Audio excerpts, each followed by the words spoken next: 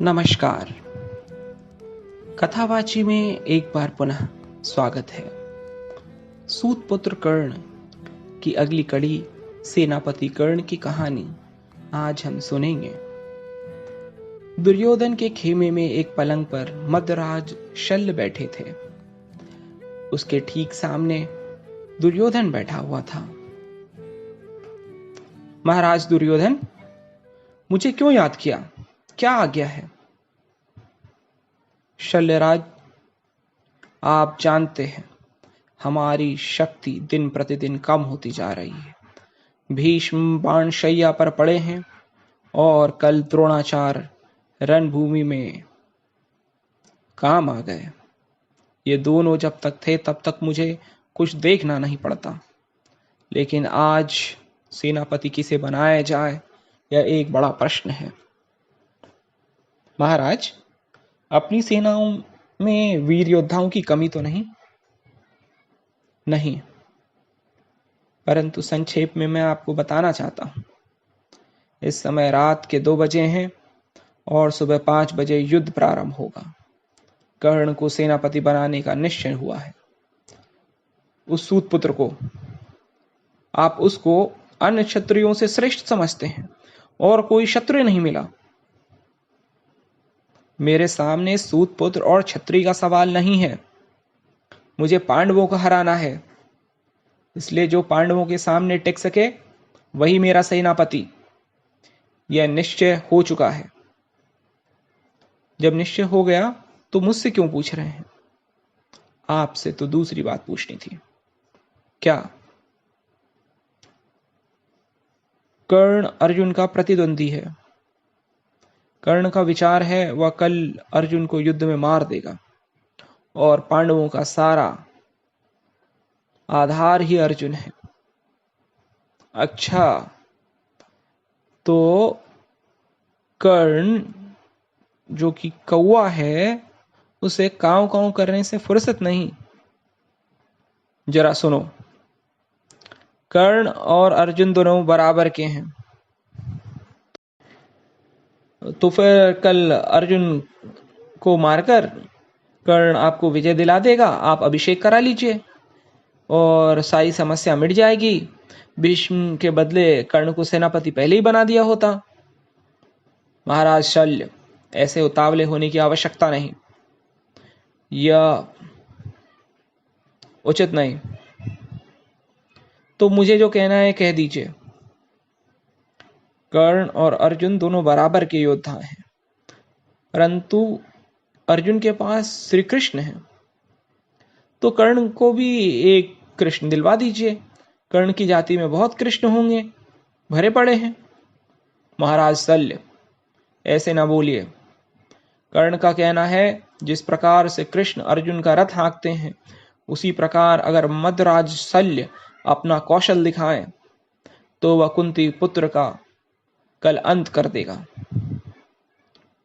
महाराज दुर्योधन, अगर ये बात किसी और ने कही होती तो मैं उसके धड़ को सर से अलग कर देता। मैं मध्य देश का राजा हूं, मुझे लड़ना है।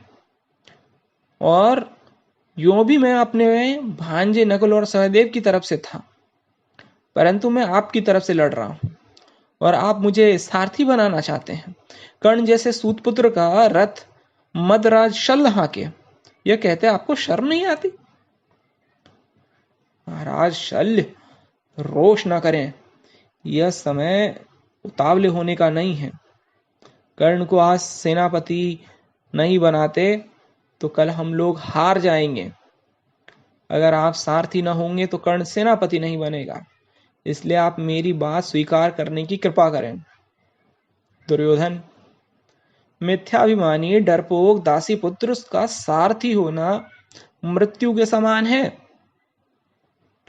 परंतु यह कौरवराज दुर्योधन आपके पैरों पर गिरकर मांग रहा है, आप इसे स्वीकार कीजिए। दुर्योधन, दुर्योधन, इसके बदले कोई और सेनापति बनाने लायक नहीं मिला। मुझे ही बना देते, कम से कम उसके सारथी होने से तो अच्छा है। और तुम अधर्म कर रहे हो, यह अधर्म मैं कर रहा हूं। आप दुर्योधन की बात मान लीजिए, दुर्योधन आपके पैरों पर पड़ा है, मेरे खातिर स्वीकार कीजिए। उस कौवे के साथ मेरी नहीं पटेगी, यह मैं देख लूंगा। आप स्वीकार कर दीजिए, फिर सब मैं ठीक करता हूं। ठीक है, परंतु मेरी एक शर्त है, अगर आप स्वीकार करते हैं तो मैं आपकी बात मान लूंगा। जी बोलिए। अगर मैं कर्ण का सारथी होऊंगा तो मैं जो मर्जी आए वो बोलूंगा। कर्ण मुझसे उसका उत्तर नहीं पूछेगा, वो मुझे उत्तर नहीं देगा, कुछ नहीं बोलेगा, चुपचाप से सुनेगा।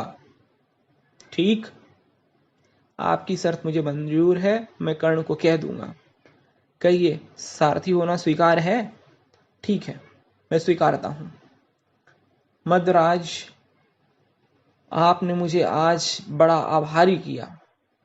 कल कुंती का बेटा अर्जुन युद्ध भूमि में जरूर मृत्यु के गाल में समा जाएगा। मैं कर्ण को अभी इत्तला कर देता हूं। आप युद्ध के लिए सज हो जाइए। दुर्योधन और शल्य एक दूसरे से विदा लेते हैं। इस कहानी में यह जान लेना आवश्यक है कि शल्य के द्वारा दुर्योधन के सामने जो शर्त उपस्थित किया गया, उसके पीछे श्री कृष्ण का ही हाथ था। जब श्री कृष्ण को यह ज्ञात हुआ कि शल्य अब दुर्योधन की तरफ से युद्ध भूमि में लड़ेंगे, तो उन्हें यह ज्ञात हो चुका था कि श्री कृष्ण के बराबर के सारथी केवल और केवल शल्य ही हैं। अवश्य ही आवश्यकता पड़ने पर कर्ण शल्य को अपना सारथी बनाएंगे। तो उन्होंने यह निश्चय किया कि शल्य से यह बोल दिया जाए कि अगर आप दुर्योधन की तरफ से युद्ध करें तो ठीक है, परंतु हमारा यह निवेदन अवश्य स्वीकार करें कि जब आप कर्ण के रथ का संचालन करें तो आप निरंतर अपने वचनों से कर्ण को हतोत्साहित करते रहेंगे। इसी का परिणाम था कि दुर्योधन के समक्ष शल्य ने यह शर्त रखी कि जब वह कर्ण के रथ का संचालन करेंगे तो वो अगर कुछ बोलेंगे तो कर्ण उसका प्रत्युत्तर ना देगा, उसकी बात चुपचाप से सुनता रहेगा। धन्यवाद।